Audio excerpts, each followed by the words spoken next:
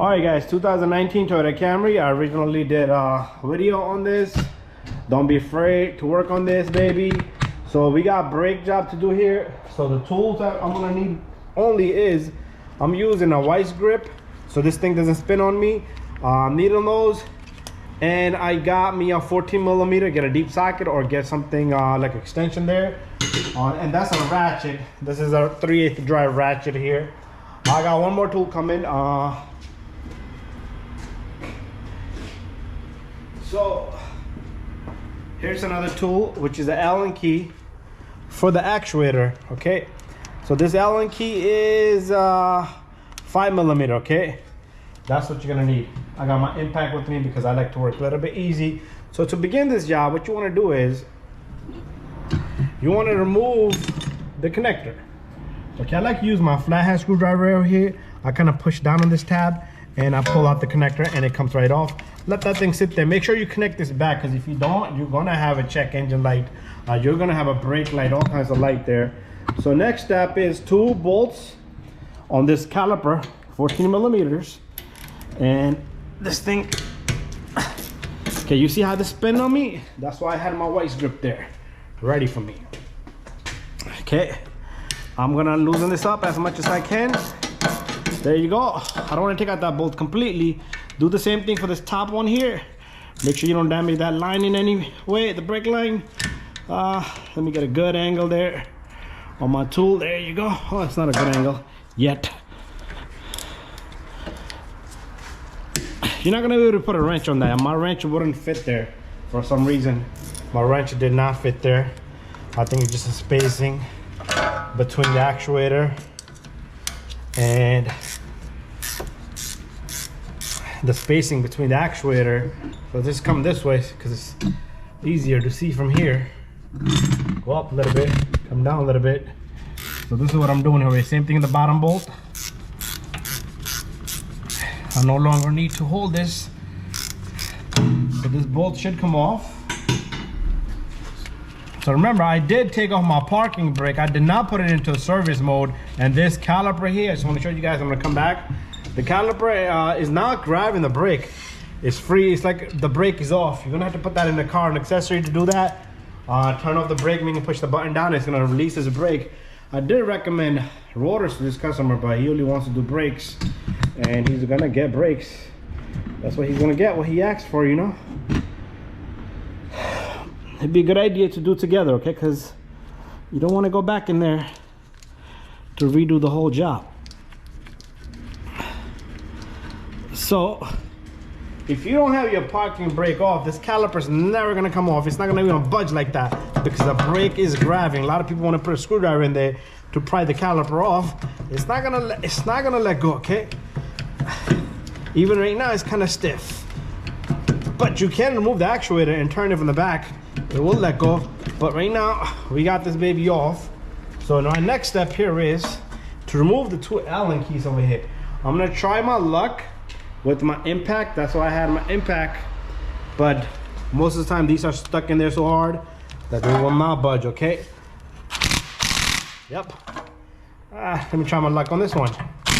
Yep. No luck there. So I am gonna use the extension with the same ratchet, same Allen. I'm gonna break this loose. Okay, let's see what kind of magic I use here, what I can do here. Just want the caliper to be planted really well. A lot of times this shim would start to touch this rotor, so if you got any noise while you're driving, it could be that thing moved. So same thing I'm doing here. Do not stretch the brake line. I'm just breaking the grip loose, and then I can put my impact on. I'm gonna put my impact on now. Bring the caliper back the way it was. They're both the same size, so don't worry about mixing them up. I'm gonna do the same thing with the top one. Okay, I had somebody come in, but I have to release the car. This guy comes off just like that. So both of my Allen keys, both of my Allen bolts are off there. So next step here is we need to get this actuator off. Kind of play around with it. You can twist it a little bit. there's a seal in between that's holding it in place. So what I like to do is, if you want to throw some WD-40 right there, you can, but you don't need to. Just go gently, kind of pry it out. If there's any fluid back here, that means your caliper seals back there has leaked out. So there it is. This baby's off. And we're gonna compress this together right now. Okay, I'm gonna go get one more tool that I forgot to show you guys. It's a compress tool. Okay, here comes that thing. So this is my compress tool, very simple and easy. I'm gonna use my flathead screwdriver in back there. I'm gonna turn it. That's what I'm gonna do. I'm gonna turn from back there. This is called a hand grip tool, handheld compress grip tool. So turn this and the caliper should go back in, okay? If you're turning this way, it's gonna push the piston out. So you don't want that. You wanna go the opposite. So just try it. If it's pushing at you, that means go the other way around. And this piston is going back in. This is what it's doing manually for you when you're putting this thing to the service mode. So this is gonna go all the way back and then it's gonna stop. Okay, and your piston is kind of compressed in.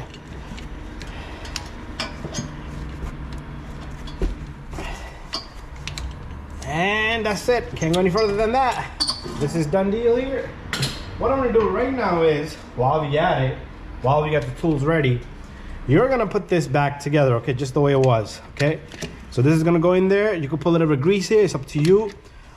This thing is you're gonna have to find the spot for it to snap in. Just make sure you have it the right way. This thing was facing up, because I have put one time the wrong way on another vehicle. It was in the wrong direction.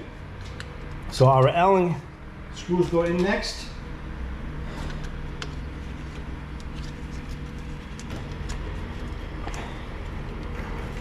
And that's that.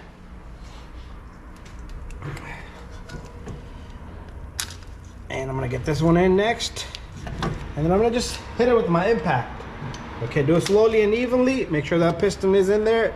I mean the bolt in there. So this thing sits flush. That's one. And that's two. So this is pretty much done over here, okay? So this person went and got me brake pads. He just brought me the shoes only, the brake pads only. So what I want to do is I want to kind of clean this area up, because he brought me no hardware. So, I am not a fan of replacing these brackets, because the original ones are the tough ones, okay? The bottom one collects a lot of brake dust, so get yourself a little wire brush, and after that, a little bit of a parts cleaner will do the job. And the brake pad does have these brake wear indicators, so you can take these off and put them on, but they might kind of get damaged as you take them off. But I'm not gonna do that because they will fall and hit that. But take them off, they go on the top, and put them on the top. But what I want to do is I want to kind of put a little bit of greasing on the tip of these brake pads, and one brake pad go on the inside. Should be very simple and easy to go in. Shouldn't be no issue to get this brake pad in. I can't even, like, I'm on the opposite side. Let me come on this side so I can see better. There you go. One more thing I want to say is the brake pad should move in freely, okay? They should not bounce on up and down, because then they will rattle and chatter in there. But they should be able to kind of move in there freely, okay? Just with the fingertip, you see that? Because if they're locked in, your brakes are locked in, what's the point of having doing brake pads? So if you want to put a little bit light amount of coating or greasing on the outer edge here, that's a beautiful idea. But in our case, we're not gonna do that today, because we got the shim in there, and I would still do it, but customer, I wanted to put grease there because the customer does not want too much greasing. And one more thing I want to check is pull out your slider pins, okay? If they don't have enough grease on it, at least put some grease. This one has a little bushing, it goes on the top. So put some greasing on it, clean it up. Don't put too much either, because I have a video on that. Too much will kind of jam up on the rear end. And remember, this caliper, the slider pin is moving out as you're applying the brakes, because this piston has to push against it and pull the caliper out of it, and this goes with it. So there's no hydraulic pressure to release the brakes. It has to do that on its own. Anyways, this goes in next. And this might not go in that smooth. Just play around with it, push the pins in, slide the pins in. Okay, there you go, perfect. That brake smell, brake fume. I'm gonna get the bottom bolt in first because it's gonna hold everything up in place for me. Then I'll come tackle the top one. And what I'm gonna do is I'm gonna use my extension and the 14mm socket here. Whoop. To get this baby in right here. Come on. This brake line is in a terrible spot. But once you catch the threads, you want to tighten this up. If you got the torque specs, go with it. If you don't, hand tight is the way. You might have to hold this with the vice grip just the way we removed it.